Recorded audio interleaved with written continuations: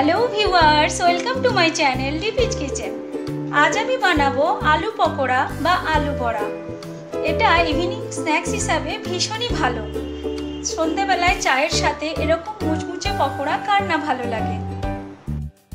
একটা কথা বলে নিই, আমাকে এখনো না সাবস্ক্রাইব করলে প্লিজ সাবস্ক্রাইব মাই চ্যানেল। আর সাবস্ক্রাইব করার পর অবশ্যই বেল আইকনটি প্রেস করতে হবে, তবেই আমি নতুন নতুন রেসিপি আপলোড করলেই নোটিফিকেশনটা পাওয়া যাবে। আর দেরি না করে চলো ঝটপট বানিয়ে ফেলি আলু পকোড়া। আলু বড়া বানানোর জন্য আমি দুটো মিডিয়াম সাইজের আলুকে চাকা চাকা করে কেটে রেখেছি। চাকাগুলো একটু পাতলা হবে আর এটা ভালো করে ধুয়ে শুকনো করে রেখেছি। ব্যাটার বানানোর জন্য আমি একটা বোল নিয়ে নিয়েছি। এবার এর মধ্যে আমি দেব বেসন 1 কাপ মতো, দিয়ে দেব কর্নফ্লাওয়ার 1/4 কাপ,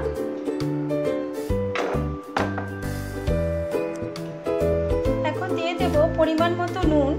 নুনটা আমাকে ব্যাটার আর আলুর কথা ভেবে দিতে হবে। আর দিয়ে দেব 1/4 চামচ হলুদ গুঁড়ো, দিয়ে দেব 1/2 চামচ গোলমরিচের গুঁড়ো, দিয়ে দিলাম 1/2 চামচ চাট মশলা, আর দিয়ে দেব 1 চামচ মতো চিলি ফ্লেক্স। চিলি ফ্লেক্স আলু বড়ার স্বাদকে অনেকটাই বাড়িয়ে দেয়, তবে চাইলে এতে কাঁচা লঙ্কা কুচিও দেওয়া যেতে পারে। দিয়ে দিলাম মিহি করে কাটা আদার টুকরো। এখন আমি দিয়ে দেব সামান্য হিং,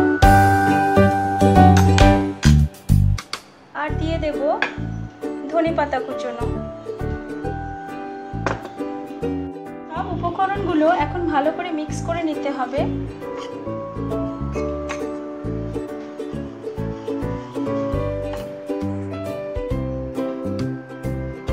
দিয়ে দিলাম 1/4 চামচ বেকিং পাউডার। ভালো করে মিক্স করে নিতে হবে। এরপর অল্প অল্প জল দিয়ে দিয়ে ব্যাটারটাকে ভালো করে তৈরি করতে হবে। একসঙ্গে অনেকটা জল দিয়ে দেব না, তাহলে ব্যাটারটা ভালো তৈরি হবে না। এরকম করে একটু একটু জল দিয়ে ব্যাটারটা তৈরি করে নিতে হবে।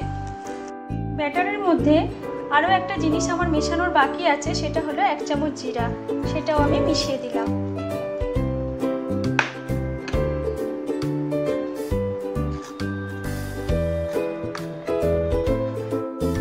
আলু বড়া ভাজার আগেই ব্যাটারটা একটু টেস্ট করে দেখতে হবে। আমার মনে হয়েছে একটু ঝাল কম বা নুন কম, আমি সামান্য নুন দিয়েছি। আর একটু ঝাল বাড়ানোর জন্য আর খানিকটা চিলি ফ্লেক্স দিয়ে দিলাম। ব্যাটার আমার রেডি। ব্যাটারের ঘনত্বটা এরকম হতে হবে, এর থেকে পাতলা বা এর থেকে ঘন হলে চলবে না। একটা ছোট কড়ার মধ্যে আমি রিফাইন্ড তেল নিয়ে গরম করেছি। এখন আলুকে ব্যাটারের মধ্যে ডুবিয়ে আমি তেলের মধ্যে ছেড়ে দেব খুব সাবধানে।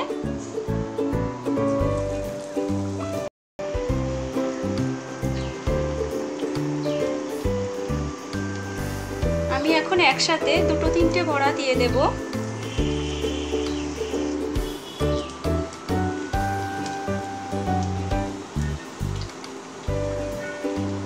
বড়াগুলো সুন্দর ফুলে উঠেছে,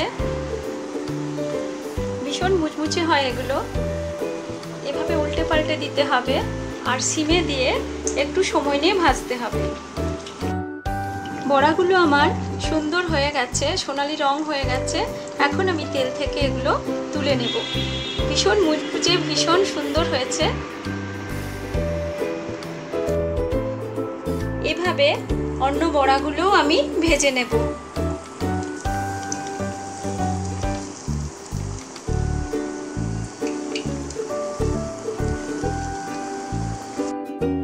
আলু পকোড়া আমার রেডি। দেখতে খুব সুন্দর হয়েছে, একদম মুচমুচে। আর এটা সন্ধ্যের চায়ের আসরকে যে একেবারে জমিয়ে দেবে সেটা আর বলার অপেক্ষা রাখে না।